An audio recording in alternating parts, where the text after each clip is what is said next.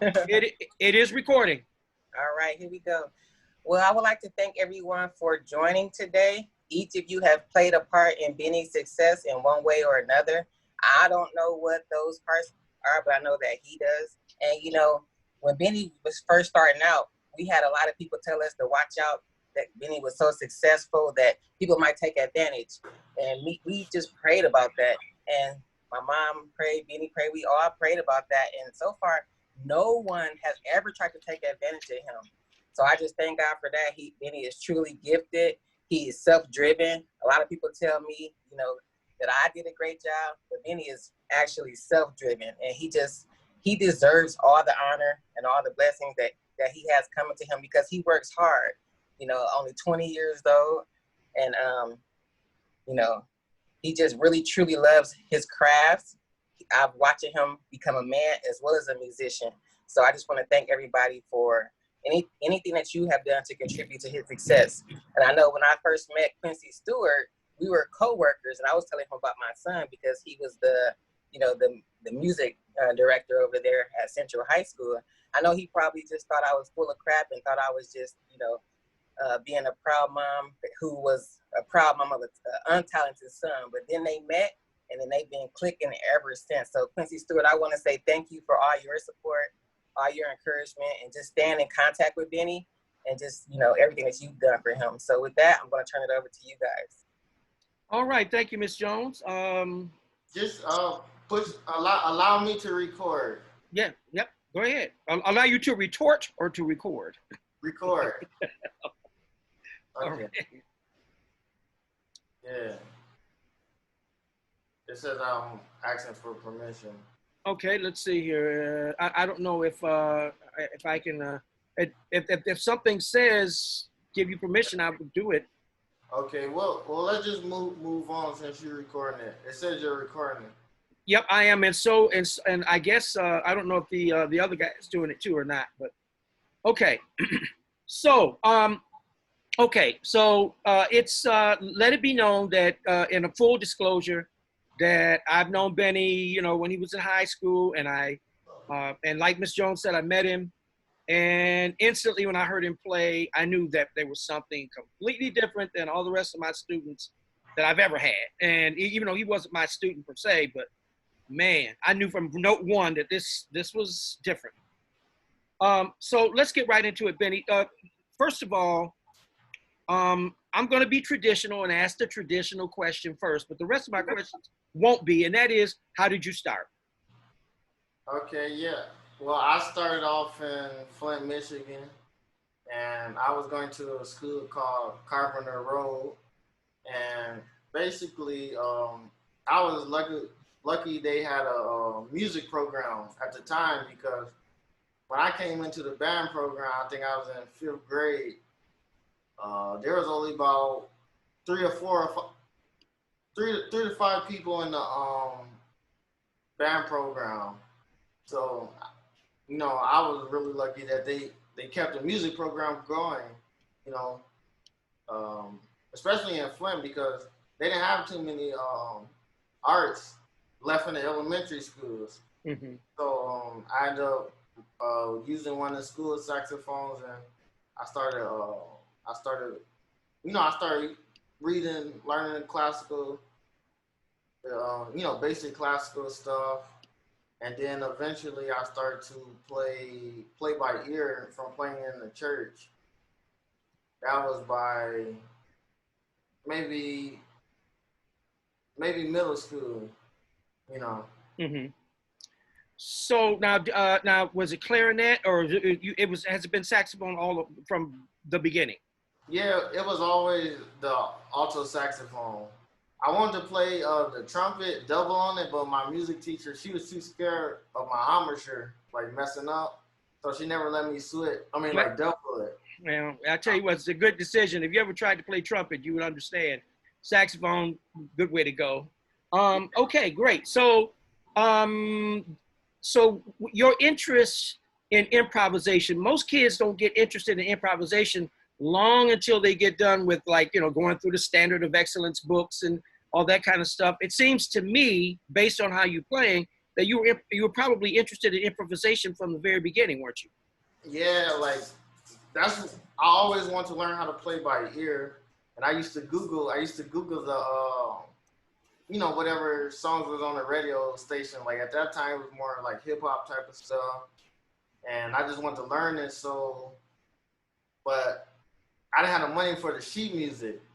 So, I go back to the church and I started developing my ears, and I always fell in love with being in the moment and improv.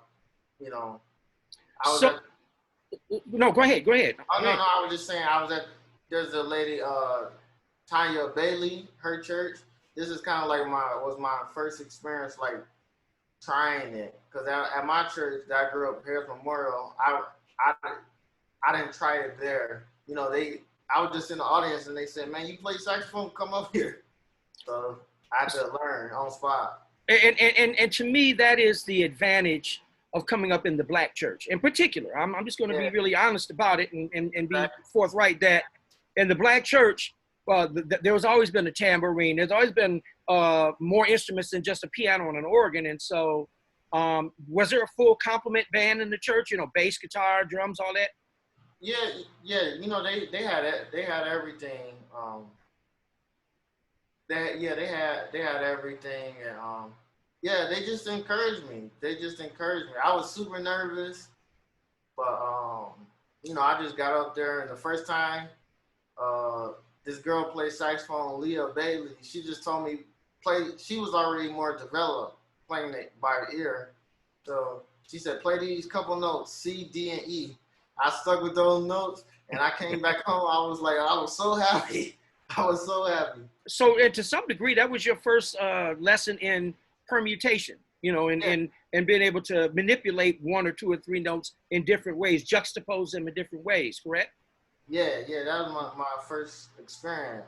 What about the blues? Do you think that playing gospel music, and particularly in the Black church, is a first introduction into playing the blues? Because both forms are usually used. The 1-4-5 is usually used, correct? Yeah. I think it's similar, but it's different at the same time. In what way? Because for me, the feeling is there. The feeling is there, but I think it's a little different. Like how the old blues players and how they play in gospel. Because in gospel, the piano players, they run down the piano, these fast lines, super fast. The spirit is there on both, but it's just a little bit different that you wouldn't you barely could notice it. One thing I learned was that like playing the blues and playing gospel is just a little bit different. Because I thought since I could play gospel with a good spirit, that I can play blues. Who's that? That's somebody, I'm not sure. I'm not sure. Let's see. But okay. Keep I don't on. know who that was. But I thought that was a little. I noticed when I came to New York that just because you can play gospel don't mean you can play the blues. It's just a little bit different, Okay, so moving on from that, let's get to your experience at the Detroit School of the Arts, DSA. Okay. Now, you were born and raised in Flint, correct? Yes.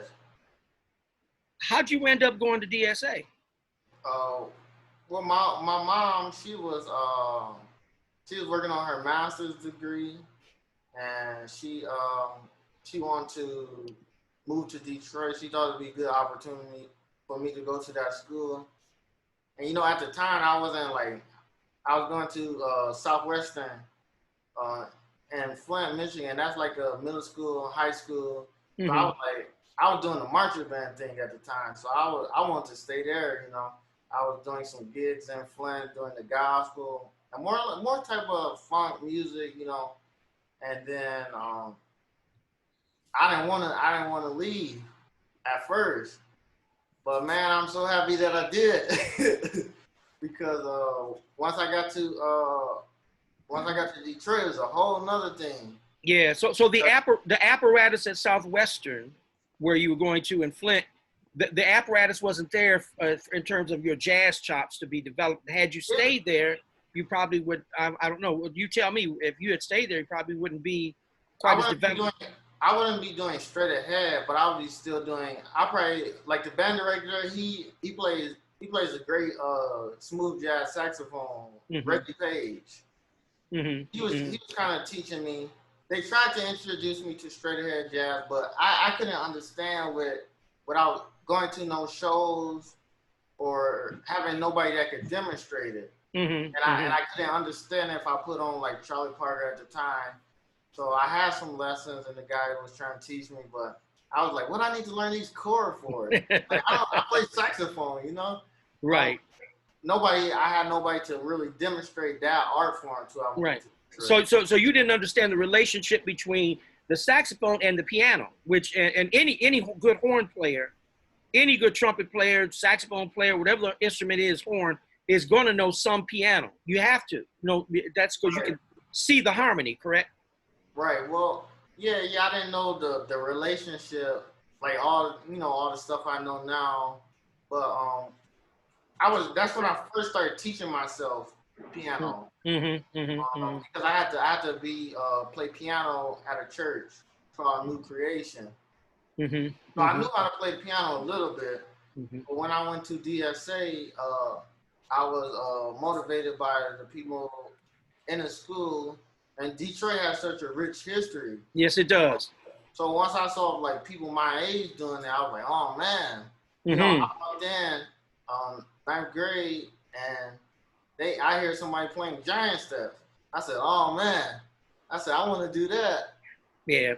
Now for people who are not familiar, who are not musicians, you might want to explain very, very briefly because you said giant steps, and a lot of people are going to be like, well, what is he talking about? What are you talking about when you say giant steps?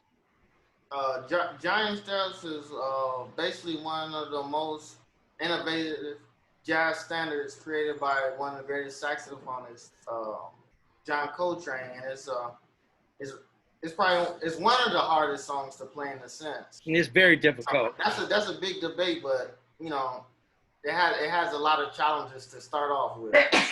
Yeah, right. Cool. Okay, so let's. I didn't know who to not mute, so I don't know who that is. Jeff Dunn.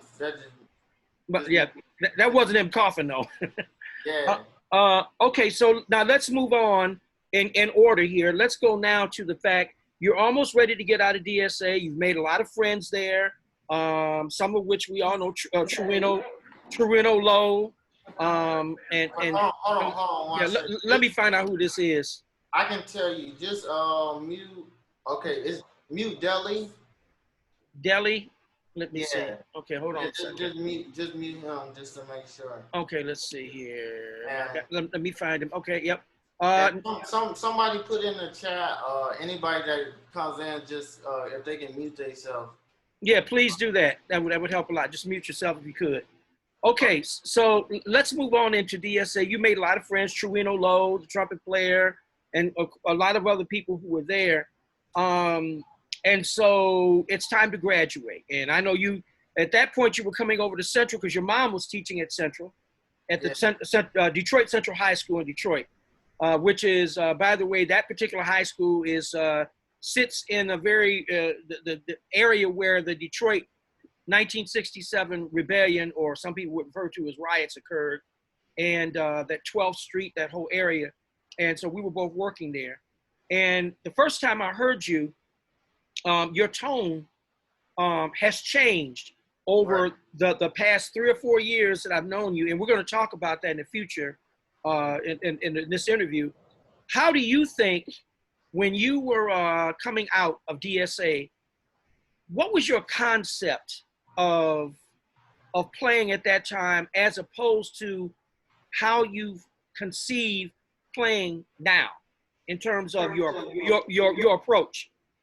Yeah. Okay. Well, back then I was really trying to learn. That's when I met Wendell Harrison, and that's when I was I was trying to learn really the bebop language. That's when he started teaching me.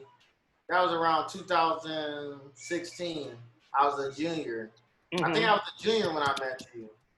Right. So my whole approach was then, you know, ninth grade, 10th grade, I'm working on jazz, you know. I'm doing like any other young person that don't really know what they're doing. I'm just reading the books. I'm reading the books, trying to remember the lines. I'm trying to remember the songs. And then, you know, Wendell Harrison, he came to the school and he heard me and he was surprised I had a business card. You know, I learned in Flint to have a business card, you know, do business. So who did you learn that from? I think just the people in the community, you know, when you go around the community, they say, man, you got a card? You say, no. They say, man, you need a card. Okay. Just like that. Okay. All right. I don't think no specific person, just that the whole community. Okay.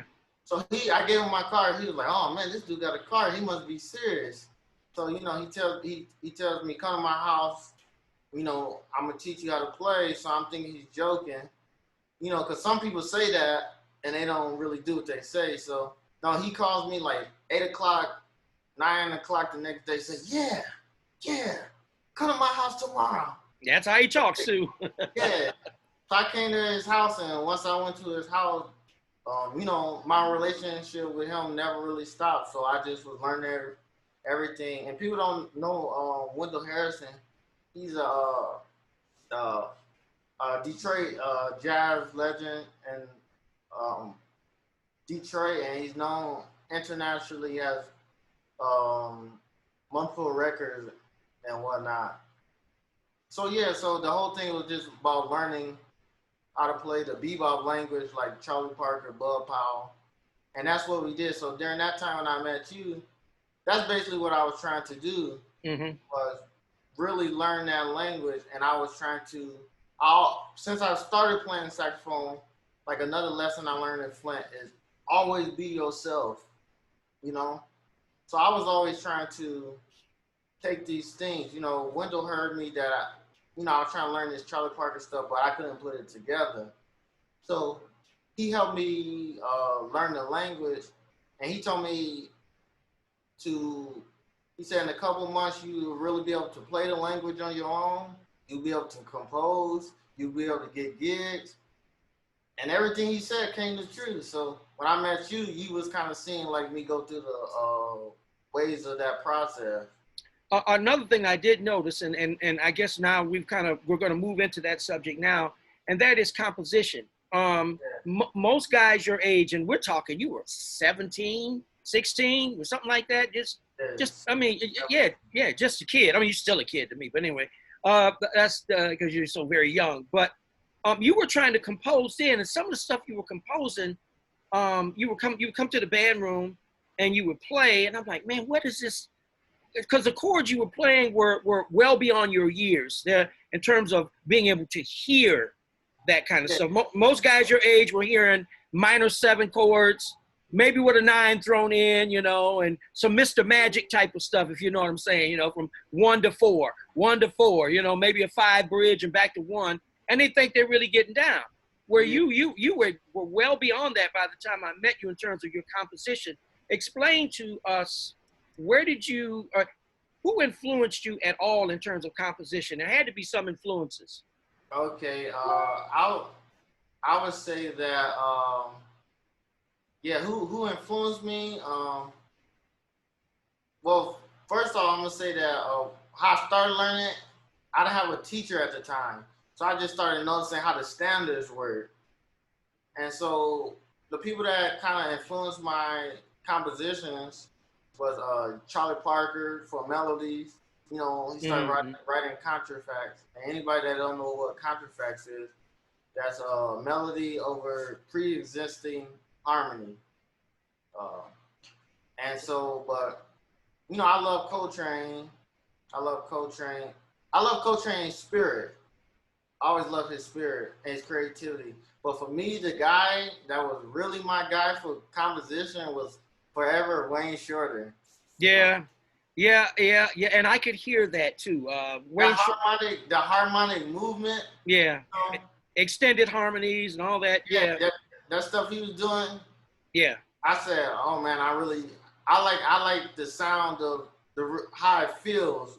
His chords when you lay them out and it gets to swinging. I said, man, Wayne Shorter, that's what I like, you know. And you know, that's pretty rare because most people your age, let's get away from age. Most people, there are certain people that most people don't take much after. Wayne Shorter's one, Charlie Mingus is another, Monk is another. We're talking about people who are going outside of the pale to reach for harmonies and flow and melodies that flow in a different way than most people do, you know, in terms of composition. So are you still a Wayne Shorter fan, or have you moved a little more in terms of? Well, now I just pick different things from different artists. Like I really love, like let's see, Bud Powell, how you compose a melody. You know, like you said, Monk. I'm really into Monk. And what really changed me when I started adding Ornette type of concepts to my playing. Yeah, we were going there. Once I started going there, and yeah. So have you thought about? And I know I'm getting ahead of myself, but have you thought about? This is going to be like for the way later in the conversation, but I'm just going to bring it up now. Have you thought about doing some music or an album without a piano player? Without a piano player? Yep. Yeah, I mean, this year I've been playing a lot of trio, but mainly, I've been playing trio because sometimes it's hard for in New York for them to hire a full band. Mm-hmm. But yeah, I've been hearing some trio stuff from listening to Sonny Rollins trio. Mm-hmm. That stuff. So one day I might go there. Yeah, I know Ornette did that all the time, and it kind of opened up that expanded range that he could kind of, you know, just the ostinato of the bass and just him and the drums. Yeah, that was it. Yeah, one day I might go there. Okay, all right. So now let's get into some more meatier stuff here, and that would be now you're going to New York, right. and you know, I'm trying to kind of like walk this through your life in a chronological kind of way. So when we get to New York, or when you get to New York, yes. And you go to what school? Okay, so when I came to New York, I was going to school at the new school. Mm-hmm. And 2017, that's when I got accepted. And I got accepted on a partial scholarship. Mm-hmm. Okay. So, and thanks for not going allowing me to walk you through here, because you know where I'm going. Yeah. So, yeah, okay. So let me walk you there. So when you get there at the new school, what is it that you discover about your classes and the approach that they take in order to better you as a jazz musician? Well, first, let me say, when I came to the new school, I thought, before I go to school, I'm thinking, oh man, everybody about to know this stuff. We about to just play these tunes, you know. They about to know all these standards, know all these, you know, be playing melodic. I'm thinking, this is jazz school. Everybody about to have this stuff down, you know. And then when I came to school, I found out quickly how I was like, man, I'm kind of advanced. Well, as far as my history, because most people don't come to school speaking the bebop language. So I said, wow, so I had somewhat of a harmonic approach, mm-hmm. You know, basic bebop, you know, and yeah, so mm-hmm. Go on. Okay, all right. So at some point in time or another, what conclusions did you come to about the state of jazz education for someone who, like yourself, have already acquired some experience and some knowledge, and looking for a voice, your voice? Right. Was that experience, was it helpful in you finding your voice? Well, let me say, I think it's more for the people that never had gigs, never had real life experiences, and they just trying to learn, but they never lived it. They never. So for me, it was really hard because I already knew something. So when I saw how Wendell Harrison taught, and he's a master, and he learned from the greatest jazz teacher, bebop teacher, Barry Harris. Oh So yeah. he kind of taught me how Barry Harris learned. I mean, how Barry Harris taught him. So when I came to school, I said, man, they're teaching this stuff way different than. I'm like, it was almost like I had to learn to pass the class. It wasn't I had to learn jazz. I had to learn their thinking method. I had to learn their system. Right, right. And there's a friend of mine. His name is Dr. Damani Phillips. He wrote a book, and the book is called "What Is This Thing Called Soul?" And I recommend it. I recommend it highly to anybody who really wants to know about jazz education these days and how it is presented, and how it has strayed away from the real tradition of how people learn to. Because the object, at least, and this is just me saying, the object of playing jazz is not to learn how to play jazz. It's to learn how to play yourself in the context of whatever idiom you're in. You can be yourself in hip hop. You can be yourself in gospel. You can be yourself in swing. You can be yourself in any idiom. And when in these jazz schools, they're teaching you how to play scales and how to run all over the place and play. Oh, look, here comes another chord. I'm going to see how many ways I can run up and down this chord. And then they get to the gig, and people who really want to hear something are just hearing scales. They're not hearing any soul. And that these jazz schools are really not teaching you any kind of way to play with any soul. Or am I off there? Or what conclusions did you come to? Yeah, well, one thing I was learning, they talk a lot about modes. I didn't even learn the modes. I knew the modes. Of course, I knew how to play them, but I didn't have the names of them in my head where I could just say it quick. So they had me play the scales up and down the horn, like fast. They wanted everything was all technique at first, and everything was all technique. But what I really learned is they have you learning all these other things, but you never get to the jazz part. You never actually get to learning the music because you're playing things. Jazz is such a high level of music. You have to prepare so much stuff before you can get there. Right. So I kind of had some of these things prepared. I still, of course, still have to work on my technique better and my tone. But I had a melodic approach, so that gave me what I call freedom. When you can play melodic, that's basically freedom. And jazz, this bebop, how them guys played, I had those freedom that they did.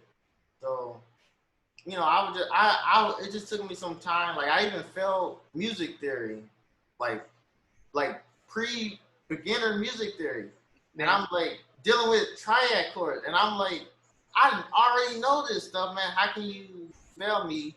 And because I had to learn how they think, not how the music is. I had to learn specifically how do this professor think of this. Yeah. And see, that is the trap that most, and I'm going to go here. That's the trap that most of us as African Americans, that we have to go through, not only in academia, but, and this is an apropos time to talk about this based on the things that are going on as we speak, that we've had to adopt to ways of getting information, giving information, living that information. And if it's not done in that Eurocentric way, then it's not legitimate.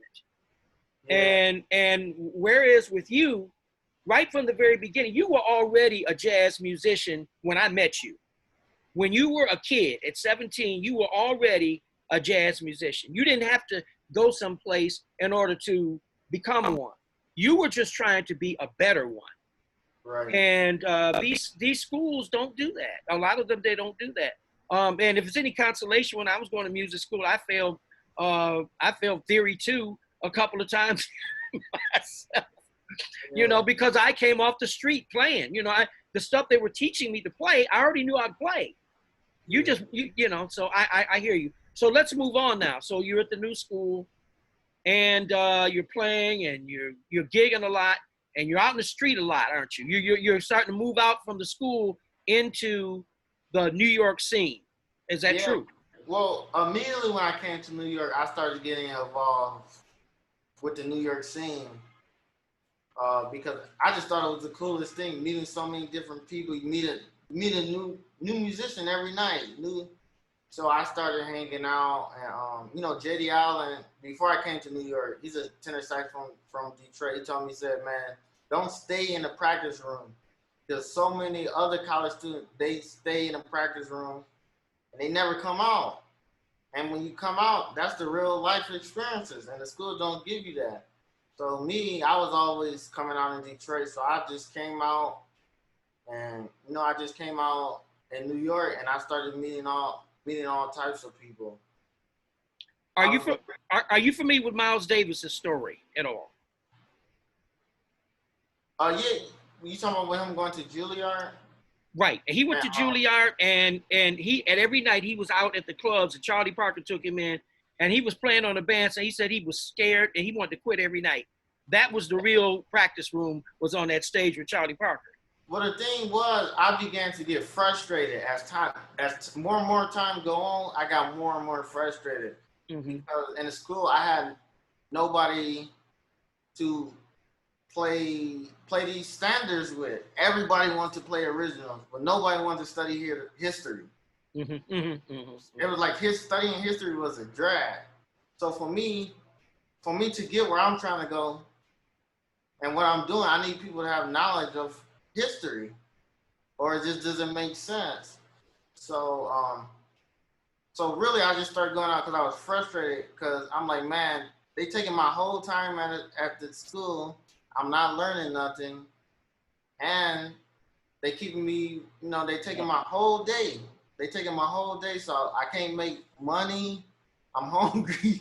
So I'm like, man, this is terrible. So I'm like, I'm about to at least go to a jam session and get my stress out. And then next thing you know, I started seeing Roy Hargrove. He was there every night. So once I heard him, and I was kind of trying to pick up stuff from him. Roy, he didn't speak direct. Every once in a while he speak directly, but it was more so just playing and learning. More so, you know, I had a lot of conversations with him, but it was just more so he's an educator from playing, you know. You know, it's interesting you mentioned that. Are you familiar with Kenny Barron? You've ever heard of Kenny Barron? Yeah. Kenny Barron, great piano player. In the book that I was talking about by Dr. Damani Phillips, a great jazz musician in his own right, he talks about a situation where one student was going to get a lesson with Kenny Barron. Right. Well, when he went to the lesson, Kenny Barron didn't have no books. He didn't have no charts. He didn't have anything. The guy just came, and Kenny Barron said, "Play." And he got him, walked away. And he came back and said, "Play some more." And he got him, walked away. And the whole time that he was learning, he didn't understand why Kenny Barron had this approach. But later on, he understood that the approach was, you're here to play. And so he put in little things to tell him what to do, but he was there to help him learn how to play, not how to be an encyclopedia. And you know, from me going to New York, that was like an awakening of, I have so much more history to learn. So I actually took like almost 7, maybe 5, somewhere between 5 to 8 months where I didn't compose at all. And for me, that was very strange, because, you know, I love composing and playing, like creating music. So I was like, I kind of learned that I need to learn more history. So I took all that time off, and I would just learn all these standards, because in New York, they know, you know, they know everybody, they know everything. So me, I was just like, I want to know everything. I want to know, but nobody can know it all. So it came to a point And I was in the practice room. You know, I practice all the time. Reggie Workman was come in and say, man, he said, look, man, when you came here, you was composing. He said, I want to see you getting back to that. Like, because I was getting stuck on just trying to learn history. So he said, man, I want to see you get back to composing music. So I'm saying, you know, anybody that Reggie Workman is basically one of the greatest bass players of all time, doing records with Coltrane, Art Blakey. So I'm saying, if he's telling me that I need to start exploring, getting back to my original compositions, so I'm like, okay, you know, maybe I'm losing part of myself from just only like looking at the history.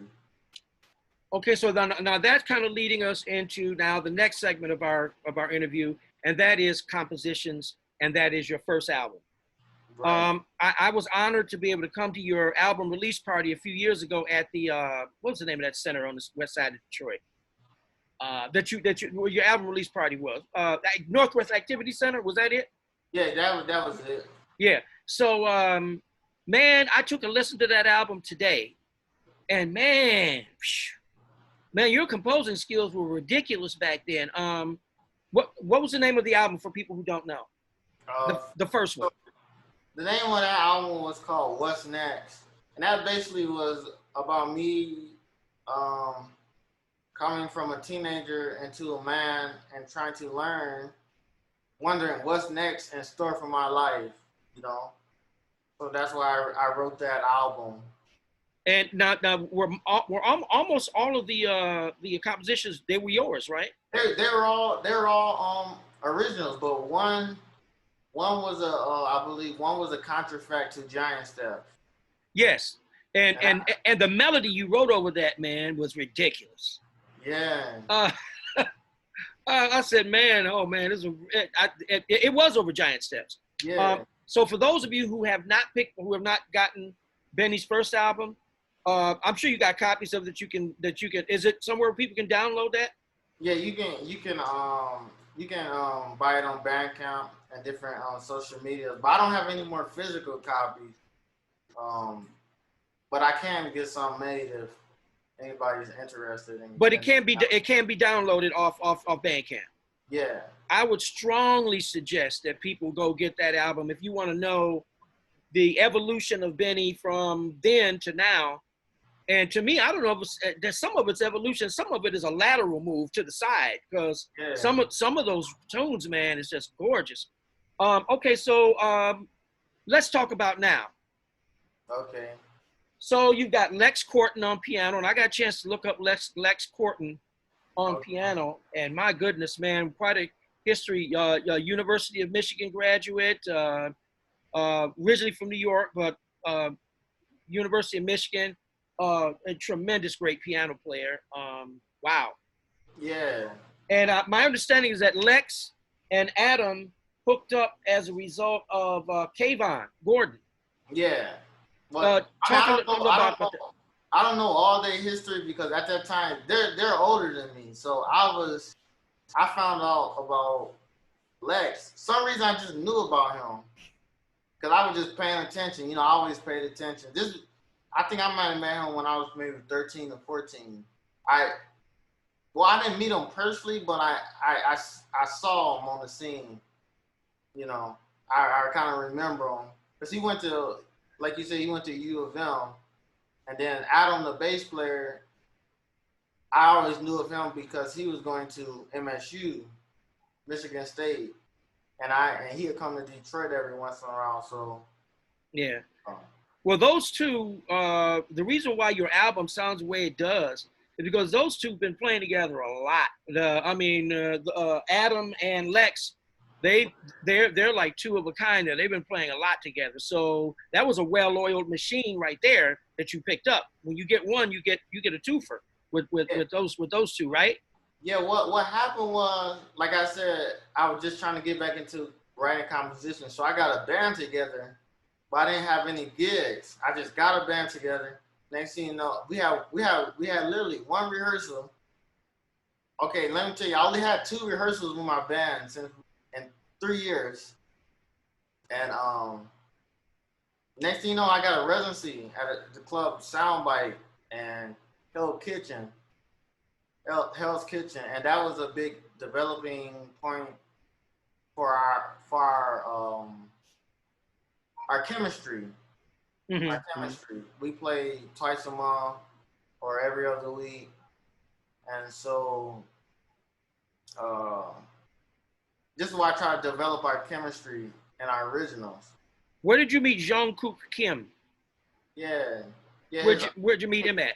Yeah, his artist name is J.K. Kim. So, like I said, I was going to Smalls, and I used to always sit by the drums. I'm just watching everybody, and I said, man, this guy is playing some different type of stuff. Like, I said, when I see him, I said, man, I have my eye on him. I said, man, this guy is playing some different type of stuff. He's playing some stuff that I'm not familiar with coming from Detroit, how he's approaching the drums. He's doing some real innovative stuff. So I said, man, I never really talked to him, but they knew of me from being on the scene. I said, man, I want you to play with me. And he said, yeah, man, he's real cool. So yeah, I'm down. So we have to rehearse. Well, he reminds me. And by the way, I can't remember the lady's name from Harlem that's on here, but if she wants to know anything about Pontiac, Elvin Jones, the drummer who reminds me so much of the drummer you have, J.K. Kim, or whatever his name is, he reminds me a lot of Elvin Jones. Elvin Jones is from Pontiac, Michigan, where I'm from. So is Hank Jones, and so is Thad Jones. All 3 of them are from Pontiac, where I live. What about Sonny Stitt? Is he from Pontiac? No. I don't know where Sonny Stitt is from. I think Sonny might be from Detroit, maybe. Yeah. I think. A lot of bad cats came out of Detroit, and that came to New York. So just like you, they came out of Michigan or some other place that came to New York. New York doesn't produce all the greatest musicians. New York has great musicians. Yeah, I definitely don't think they produce the best musicians. You found that out when you went there. Yeah, I heard some of the worst stuff in New York. Right. Said, oh my goodness. Yeah, because if you go to Baker's, not Baker's, but Bert's place on any Friday night and Wednesday night here in Detroit, you're gonna hear some bad cats, right? You've been there. All great musicians you hear in Detroit. Racy Biggs. It sounds good. Everything sounds good, but I went to some jam sessions in Detroit. I heard some stuff I ain't never heard. Because people all over the world come. I didn't think about that. Yeah. And all the sorriest people come too. Yeah, so you're gonna have that. You have sad cats as well, but you got the cat like Dwight Adams. You got John Douglas, Racy Biggs, Kason, Belgrave, and people don't know Marcus Belgrave, famous trumpet player. His home base was in Detroit. Right. So a lot of great cats came out of there. Okay, so let's get into the album a little bit. Wait, before we say that, I just want to say I want to say something. Like, before I came to New York, I knew that I wanted Lex on piano because I knew he learned from Jerry Allen, and I know he's from here. Yeah. She's from Detroit, and I heard his piano playing, and I thought it was very innovative, and I didn't want somebody that sound, like during a certain time period, everybody had to sound like Bud Powell. Mm-hmm. And then you go on, everybody had to sound like McCoy, everybody had to sound like Herbie. Mm-hmm. So I wanted people that had their own original voice and that studied the history and were innovative, and I think is the future of the music. So I heard him.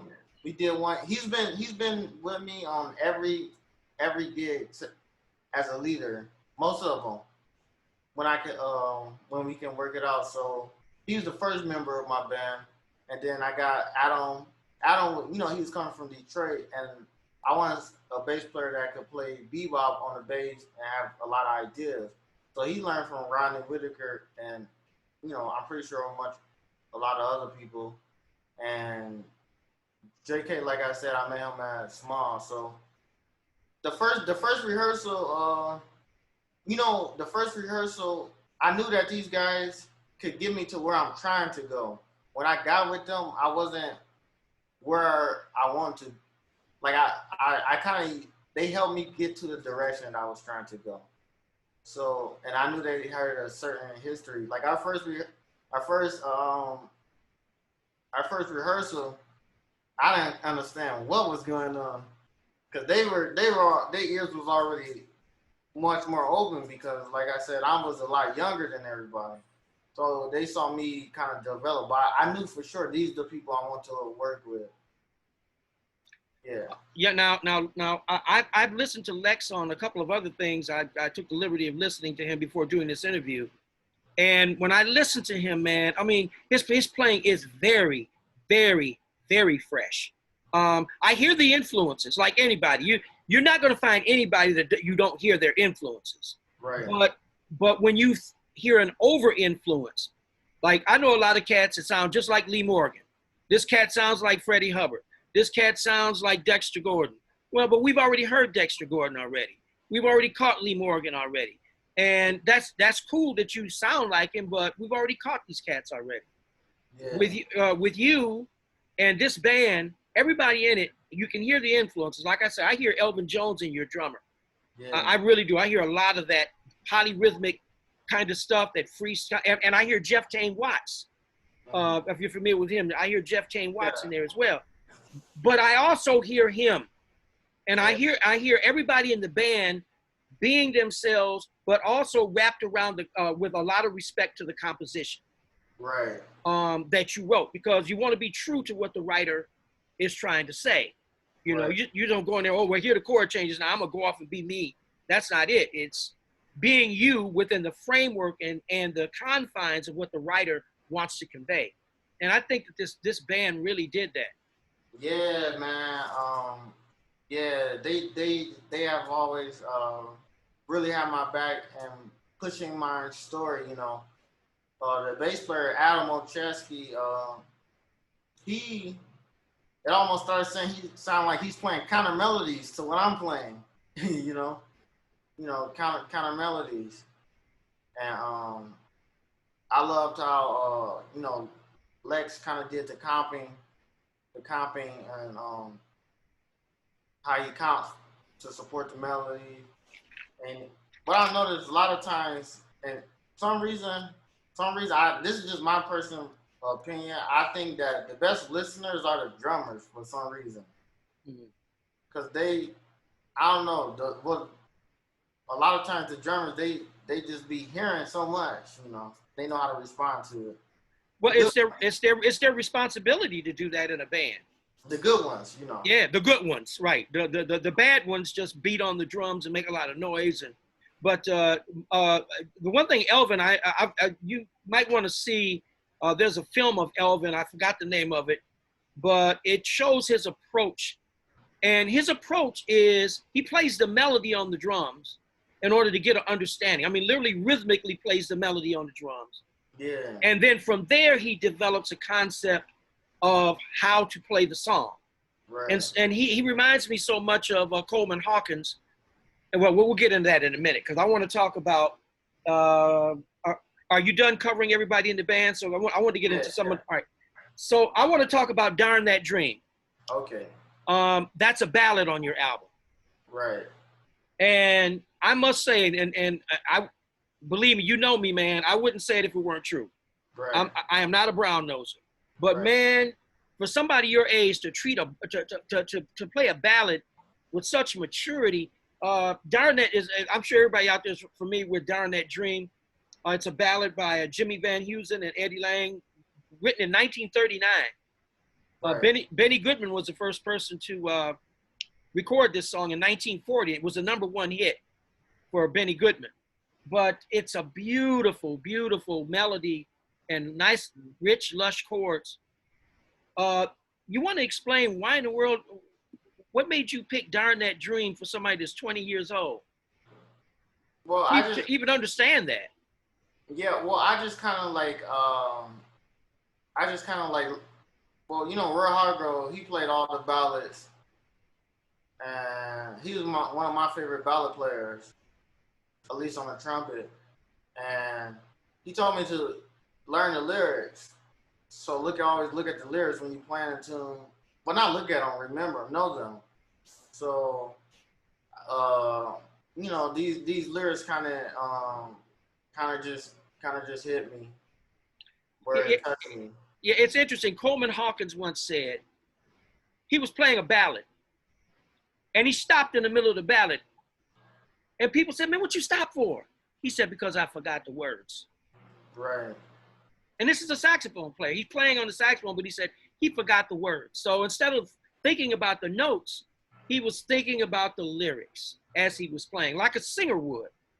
Yeah. And Coltrane also mentioned one time that if he didn't play the saxophone, he would want to be a singer because of the freedom of singing.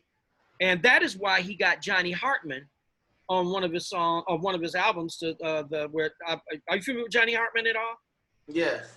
Yeah, beautiful baritone singer, you know, that should have been a worldwide favorite, but he was out there at the same time Frank Sinatra was. So exactly.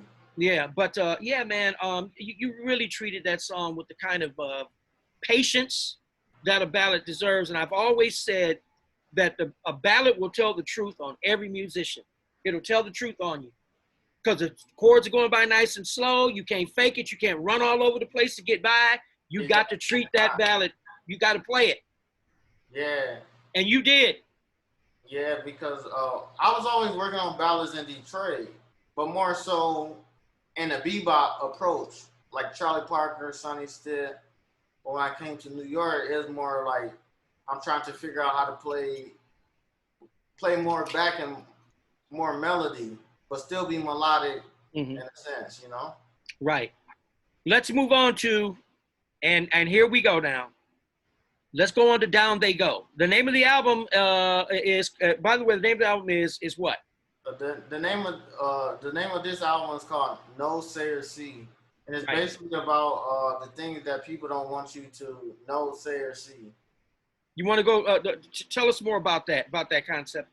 Okay, so yeah, I wrote this music maybe over a year ago, and basically I didn't get to finish school because of financial reason, and I really think that I did everything that I could to try to give a scholarship. You know, I wrote emails but didn't get a response, and you know, I just really learned that the schools was more so. This is not about learning the arts. This is about a business, and this is about more so an institution.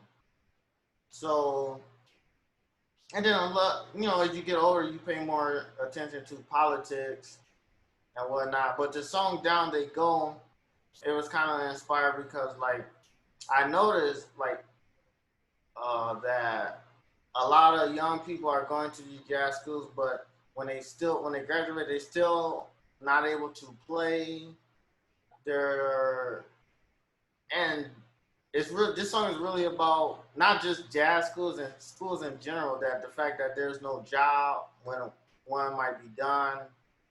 So this was my idea of thinking like how even now about like America trying to hold back a generation of people, and that I'm trying to say on saxophone, we're trying to overcome that. So it's just about like the fact that you have to, they try to take out all these loans to do it, you know, to finish the school. And me, I kind of had a vision myself, seeing the people take out the loans to finish the school, but they don't get nothing out of it. And it's a continued cycle. So I just said, down they go, you know. Yeah, well, let me reassure you that if anybody tries to pull that age thing on you, Fred Hampton out of Chicago, one of our greatest revolutionaries, he was 21 when he was killed. Yeah. Martin Luther King was 26 when he started. Right. And I can go on down the list from all the great jazz musicians, Stokely Carmichael. I mean, you can look at any area of life, and it's more qualitative than quantitative.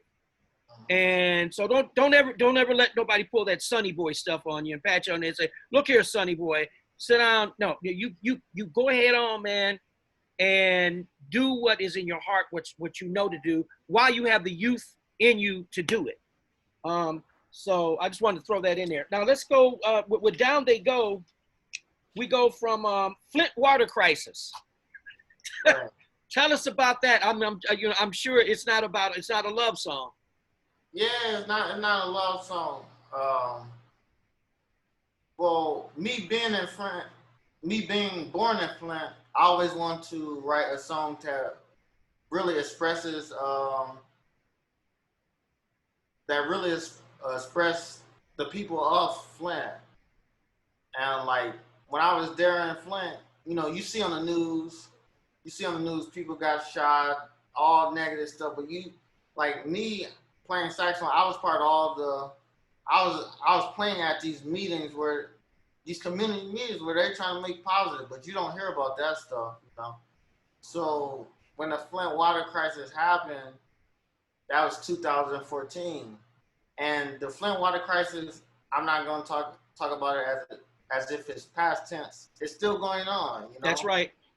People do not have clean water after 6 years. And my grandmother, she was infected by that. On her skin, she showed me she had scars on her arm. So I'm thinking, and my brothers was in Flint, so I'm like, man, I'm worried. Like, supposed to be going to school, but at the same time, I'm worried for their health because they can't use water, and you need water for everything. Right. So I tried to with this song, I tried to bring to light that this is an ongoing situation. This is not something that's past tense. They put the filters on there, but the situation is not finished. And if you go to YouTube and look it up, you can see that they're still doing cases involving the Flint water crisis. Yeah, well, you see, it's not in the news cycle anymore, and that's interesting that whatever happens in the Black community, particularly to us, if it was not in the news cycle, it's forgotten. And of course, that's my fear of what's going on now. When it leaves the news cycle, we'll go back to getting our behinds beat by the police and all that. But that's a whole nother story. But let's get to the fact that the way you wrote this song, it's busy, chaotic. Right. The chord structure is very dissonant. And so I'm sure, was that on purpose to write this song with the kind of chaos and helter kind of skelter things going on in the song? It's a lot going on in the song, and it's a lot of chaos in the song. Was that intentional? Well, okay, how I started with the composition of this song, really, I started playing the phrase, "Baby, baby, baby, baby." I was in the park. I was improvising. Like I said, I was playing free and mixing bebop and playing free and getting all these stuff. And I recorded myself. I'll record myself all the time. So I said, oh man, that phrase is very powerful. So I said, man, I want this song to be between. I want this song to be between bebop in a sense, a lot of space, and between free. And that's where I feel like I was kind of developing my own type of, like the phrases I'm playing, these are my phrases, This is not stuff I have transcribed, this is you're hearing all me. So for me, I was just trying to express what the people were feeling. So I wrote the melody first, and then I said, man, I need to just find some chords to put behind this, because I want it to sound kind of free, but I don't want it just way too gone. So I basically put chords under it so it can have like some type of bottom or support, where I can tell people, say, hey man, play these chords. But some free songs don't have chord changes, Right. but I wanted this one to have some type of ground to it where I can kind of leave in and come back. Okay. Since time is getting away from us a little bit, let's go to just briefly tell me about "Kiss Me Right." Is this a song you wrote? No, this is a song by the great Horace Silver. Oh, that's right. It is a Horace Silver tune. Right. Yes. Right. Why'd you pick that one? It's a really it's a funky kind of a bluesy thing, man. I want to play that tune. As a matter of fact, I'm gonna play that tune myself. Well, Why'd you pick it? This in New York Earth, this kind of became the theme for my band. If you heard my band, you heard us play these two songs in New York City, and I learned that from Roy Hargrove at a jam session.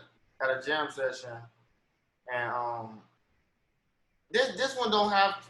This is the only song that really doesn't have to go with the suite, but I couldn't leave it out, you know. Yeah, it's really a great tune, and I'll tell you, man, you can tell the bass player on this one, he really has shown a lot of respect towards Ron Carter's way of approaching a bluesy kind of thing, and the piano player just tore it up. Yeah. He was a mess on this tune. He was just, oh man, he played his butt off on this one. Yeah, he sounded really great. Yeah, I wrote a little shout chorus to it at the end. Yes, I noticed. Now, I wanted to talk about No, the tune No. Oh yeah, No, that's the blues. Yeah, I had written down some things like this rubato beginning that you're playing, and I think is this the one where everybody gets a chance to do that, or is this another one? No, okay, that's the other tune. But we played trio. Right. That rubato beginning in the beginning, kind of where you're just playing by yourself, right? Right. Why did you choose to do that? Well, because in a sense, I was trying to play the blues, but also in a sense, if you listen to the lines I'm playing, I'm also playing free at the time. Right. At the same time. So that was my whole thing. I'm searching between bebop and kind of free type of sound. So I play like this free type of melody, but it's all part of the traditional blues form. When I heard you playing by yourself on that, you put me in the mind a little bit of Ben Webster. There's a lot of on the trio track, yeah. Yeah, are you like really into Ben Webster? I'm in love with Ben Webster because if he was alive, I'll be there all night with him. You know. He had so much soul. A lot of people young, they talk about Coltrane, Charlie Parker, Sonny Ross, but they also forget about Lester Young, Ben Webster, Sidney Bechet, Johnny Hodges, Coleman Hawkins. Yeah, Coleman Hawkins, and the list goes on. So to me, Ben Webster, I'm saying, man, I love his low end of the saxophone. I love his control of vibrato, and I love the fact that he can play a blues on every song. You know, so you might hear that influence in there. Yeah, and I noticed in our conversations, full disclosure, I talked to you the other day, and you said that you're really trying to listen to the older players now from like Sidney Bechet and during Louis Armstrong's time, and that kind of approach where people are not relying on that flatted third all the time, to try to sound bluesy, but using the straight pentatonic, like you're in the key of C, C, D, E, G, A, C, and up to, Yeah, because this, like I said, J.D. Allen, I heard him, he's somebody that I hear and see. So I said, man, this guy's real bluesy. So I'm asking him, like, what is he doing? And so he's going all the way back to the beginning of the blues. People say blues, they think B.B. King. No, he's talking about way before that with the slide guitar, Mississippi Delta blues. So I started going there, and I heard Bessie Smith, So I'm trying to get some of this early blues spirit in my playing, my development, you know. Well, it's interesting you say that, because when you go back to the original people who started this thing, they were listening to singers.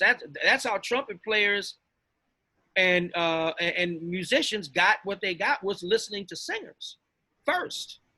And You know, like as talking about vocalists, I actually learned a lot about the blues from the great vocalist in New York that has put me on a lot of gigs, Antoinette Montague.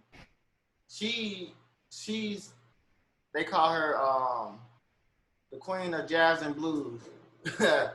Yeah, she plays the blues. So I don't know if you know about Danny Mixon. He's he's one of the greatest piano players. He played with Charles. What's his name? Danny Mixon. He plays with, he's not Richard's brother, is he? Never. Go ahead. I'm not sure, but he played with Charles Mingus, played with Yusef Lateef, everybody. So I kind of learned from him. He's a really great blues player, you know. Great. Okay. New York Urge. Was that alto you were playing? Yeah, I was playing alto. Okay. This is something that I started the beginning phrase playing with my friend Louis Jones as our senior recital, and I couldn't even finish this song until I got to New York. Like, it's like an opening phrase. Not the opening phrase, but like on the first set. This song is again another contrafact. I like writing contrafacts. So like the first part is like da. I wrote that in high school. So that was really part of like my what's next period. Yeah, I noticed in the beginning with the da di da di da da di da di da da di da di da da di da di da. Signature from high school. Yeah, I remember that. Those are fourths, right? Da bi da bi da, but you know. I'm like, man. I said, listen to this dude. I said, and that's how you started the tune off. Yeah, I said I want to keep. I was doing that on my song 715 when I opened. I had the beginning of the song like boo boo boo boo boo boo. You know, I want to keep that this concept like development. So I finished that tune, and this song is kind of like just a continuing of what I was doing before. Yeah, very angular melodic line that you play. It's very angular and just, man, this is just a stroke of genius. I love that. Moving on, because we're running short on time. How about Or C? Now, to me, Or C is sounds like a nod to Coltrane on Love Supreme. It just got that Love Supreme thing going on with a couple of your songs. Yeah. Is that on purpose or just because you and him have very similar spirits? Because when I've listened to Coltrane interviews and your interviews, and the way both of you talk and act, have that kind of beautiful spirit, kind of humble spirit. Coltrane was the very same way. Right. Yeah, and so I'm just wondering, is it something that's innate, or were you actually listening to Coltrane and trying to incorporate that that feeling? Well, let me just say this. After high school, I actually stopped kind of transcribing, like where I don't learn other people's line. I just listen a lot. Mm-hmm. So I was trying to take these characteristics, but like when those songs, when they hear Coltrane, like I'm having a guy, you know, they're doing reviews of my album. They, you know, everybody's writing Coltrane. They're saying, "Oh man, I hear that." But I think what they're really saying, what they hear is that spirit, that life to the music. You know, that spirit of the music. Of course, you hear the minor thing, you know, the stretching. Because I'm not playing Coltrane lines. No, you're not. I'm playing. I think it's just the spirit that they're hearing. That's just, and I want to say that. First off, I'll do a little description of the saxophonists that influence. Like I said, I was trying to take their characteristic. So let me say, Charlie Parker is about melodicism. Coltrane is about spirit, creativity. Ornette Coleman, I think Ornette Coleman is the true master of melody, for melody. Sidney Bechet for vibrato. Lots of it. Vibrato and singing. Ben Webster, same thing for just having soul. Sonny Rollins for kind of like putting the bebop on the tenor. Sonny Stitt, I love Sonny Stitt so much because he has a lot of attitude when he plays. Yes, he does. I like his attitude. You know, Dexter. Every saxophone player should have to listen to Dexter, because somebody pointed out to me Dexter was the only saxophonist that went through all eras of jazz. Like the swing era, bebop era, everything Dexter did. You know, so to me he has the whole package. So why not listen to Dexter? You know. Yeah, Dexter is one of my favorites. You know, like I say, I'm 62 years old. So at 62, when I was coming up in the 70s, late 60s, man, Dexter was the stuff, man, because that big sound. He had that huge sound. Big sound. So you can kind of hear that when I'm trying to. Yeah. But let me say, real quick, back to the new school thing. I say I did get something good out of it. I developed on my technique, and also I was introduced to a guy named Rudolph, and one time in the school I had almost 3 free jazz classes, because when I was coming from Detroit, I wasn't trying to hear no free jazz. I wasn't trying to go there, do none of that. Mm-hmm. But they're all about creativity, so you know, that kind of helped me.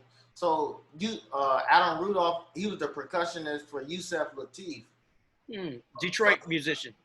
Yeah, so he started teaching me these concepts that Yusef Lateef was working on. So I call him. He's not at the new school, unfortunately, which is so sad, because I feel like he was one of the people that actually worked with the masters, know about Don Cherry and all these free guys. So I'm like, they should keep him there, you know. So I really learned. I learned from him. He has a whole orchestra. Taught me about some of these concepts, and this was kind of like, I went home. Free jazz wasn't really for me, but then one day I was just, you know, I hear the music in my head. So one day I just heard 1959, The Shape of Jazz to Come, Ornette Coleman. Yeah. That changed my life forever. And, you know? In what way? Because I was like, man, my ears was open, saying, I don't need a major scale, I don't need a minor scale. This guy can play the blues, this guy can play the melody, and he can tell a story. And the fact that he wasn't worried so much about what everybody has to say. He told his story, and I was able to understand his melodies. So for me, that took my playing between Charlie Parker and Ornette and Coltrane. That just took me like to open up and got me to be able to go, you know. Right, and the whole goal. I've said this before. Even like I say, at my elderly, broken down age of 62, I'm still trying to find my voice, because even when I'm playing, man, every time I get to the bandstand, it's an opportunity for me to understand myself better in front of everybody else. You know, right. It's kind of like, you know, it's a pretty vulnerable thing to do, to stand on a bandstand and search, and it's a very, I would say, almost cowardly thing to do, is to get on a bandstand and play cliches that everybody wants to hear. Yeah, I mean, it takes a lot to be comfortable with stretching the music. And for me, this is something that I learned, man. I learned from Reggie Workman, man. Reggie, I'll be walking past Reggie room at the new school, and I say, man, what the hell is he listening to? He be listening to some of the most crazy, and just be sleeping, taking it all in. And Reggie Workman, he's the first one to tell me, he said, man, you need to learn about history outside of music. The stuff that us African Americans have to deal with. And this will take your playing. I'll never forget he said that to me. And well, so I certainly agree with that. That's the approach that yeah, I understand that one. This helped me. I learned 2 years later. It started coming out now on this record. And you don't know this, but I also want to mention that because Sharp Radaway is a piano player, and he got me hooked up with they were doing a film for Benny Golson, so I got to spend the whole day with Benny Golson, like 3 of us in a room, in New York. And so you talking about history. Here's a guy that knows all the history about Philly, all the history from jazz, but from other things too, because he's a big inspiration because he said, hey, I want to be a composer. I want to contribute like this. I mean, he even said that he doesn't want to be known as the biggest bebop saxophone. He wanted his compositions. So in a sense, like Coltrane, Thelonious Monk, my compositions is another way for me to home base, where I can stretch where I'm trying to go farther. That's why I play a lot of my originals. I study the history, but I write my originals so I can have like a platform to get where I'm trying to go, you know? Oh, I most certainly do. I mean, it's like kind of like playing stuff that's not your own. It's Yeah. kind of like living in someone else's apartment. You know, Yeah. at some point in time, you got to get your own house and at least get your own apartment. And you Plus, know, I want to pay respect to the people that came before me and doing the whole record the standards thing, of course. But for me, I want to take my music, play my own music, and to have all those characteristics. And when I leave this earth one day, they can say, "Oh man, this was another guy that contributed to the music." You know, mm-hmm. Yeah, to the literature, just like any other writer. right? So, okay, man, you know, I had more questions to ask, but time is limited. But I want to say a couple things before, and then I'm sure your mom would like to say some closing comments, and I know you have some closing comments. And I don't know if you want to open this up to questions and answer. If you'd like to do that, I'd be willing to stick around for a little while for that. But I want to say to you that it has been my distinct honor and pleasure to have met you. And it's interesting. I say this all the time to people. I don't care how old you are. Someone can come along much younger than you, inspire you, and that just makes your life that much more richer. When we play the veteran role, and I see this all the time, this veteranism, you know, listen to me, be quiet. That's when, as older people, we lose out on being even richer and even more mature and adding to our life by having closed ears and thinking we know it all. And so I say to anybody that's older, the older we get, the less we should talk. Yeah, I would just like to say this is one thing. One they used to say, he say, "Man, you teaching me," and I'm like, "How am I teaching you?" And I'm learning from you.